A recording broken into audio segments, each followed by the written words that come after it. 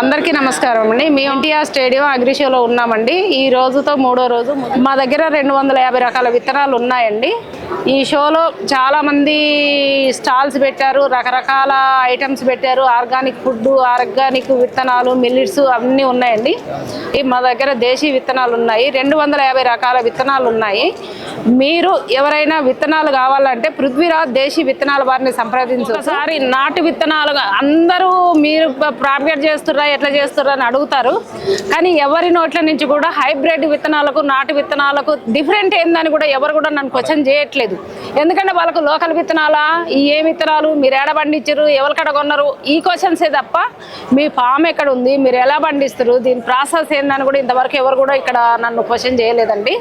కానీ మా ఫామ్ వచ్చేసి సూర్యాపేటలో 1/2 ఎకరం ఉందండి. తర్వాత వెంకటాపురం, చర్ల వెంకటాపురంలో 2.5 ఎకరాలు చేస్తున్నాము. ఓన్లీ మేము సీడే తయారు చేస్తాము.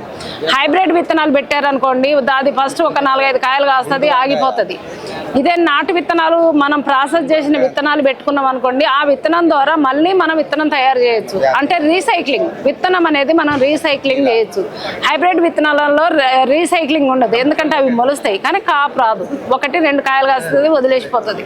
అటు విత్తనాలు రీసైక్లింగ్ చేసుకొని మనం కనుక ఎప్పుడైనా మనం ఒకసారి విత్తనం కొంటే మళ్ళీ ఇంకోసారి విత్తనాలు కొనొద్దు. మన విత్తనాలు మనమే కాపాడుకోవాలి. నాటు విత్తనం అనేది చాలా అరుదుగా దొరుకుతుంది. క్వశ్చన్కు ఒకేసారి మనం ఒక చెట్టును వదిలేసుకోవాలండి. మనకు విత్తనాలు కావాలంటే ఒక చెట్టును వదిలేసుకోవాలి.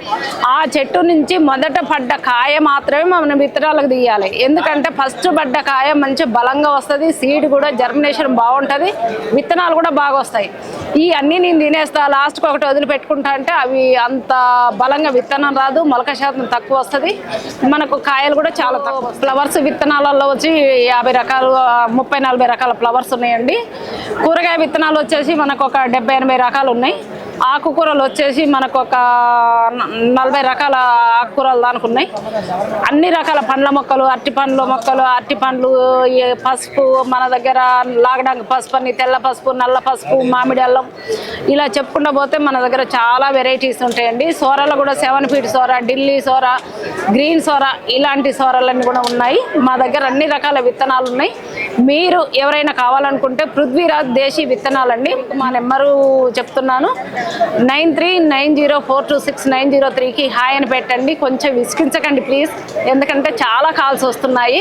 మీకు ఒకవేళ ఫోన్ చూసుకొని నేను రిప్లై ఇస్తానండి, కానీ పదే చేయడం. మా ఆల్ ఇండియా వరకు పోతున్నాయండి. ఆల్ ఇండియా పోతున్నాయి. మినిమం రోజు ఒక 10 పార్సల్ అయితే మేము వేసేస్తున్నాము.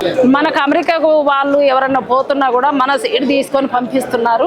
అట్లా కూడా రోజుకు ఒక పార్సల్ వెళ్తుంది మనకు. ఇప్పుడు రైతులు ఎకరాల కొద్ది సాగేయాలనుకుంటారు, వాళ్ళకి మీరు ఇవ్వగలుగుతారు? మేము అన్ని ఇవ్వలేమండి. మేము ఓన్లీ ఇలాంటి చిన్న శాంపిల్స్ ప్యాకెట్లు ఇస్తాము. వాళ్ళే విత్తనం అనేది డెవలప్ చేసుకోవాలి. డెవలప్ చేసుకొని ఆ రైతులు వాళ్ళకు ఆ విత్తనాన్ని వాళ్ళు ప్రాపగేట్ చేసుకొని భారీ మొత్తంలో పెట్టుకోవాలి. కానీ ఒకసారి కొని విత్తనం మళ్ళీ కొనొద్దు, వాళ్ళే డెవలప్ చేసుకోవాలి. అంటే ఒకసారి వేసిన తర్వాత వాళ్ళే డెవలప్ చేసుకోవాలి. శాంపిల్స్ ప్యాకెట్ తీసుకోవాలి. మంచిగా వస్తుంది, చాలా బాగా వస్తుంది. మనకు ఈల్డ్ అనేది చాలా బాగా వస్తుంది. కాయ కూడా మనకు టేస్ట్ కూడా, ఎందుకంటే మనం ఆర్గానిక్ విత్తనాలతోటి చేసిన దానికి కాయ కూడా టేస్ట్గా ఉంటుంది. పురుగు శాతం కూడా చాలా తక్కువ ఉంటుంది. అదే మనకు హైబ్రిడ్ వేస్తే పురుగు ఎక్కువ వస్తుంది, కాయ టేస్ట్ తక్కువ వస్తుంది.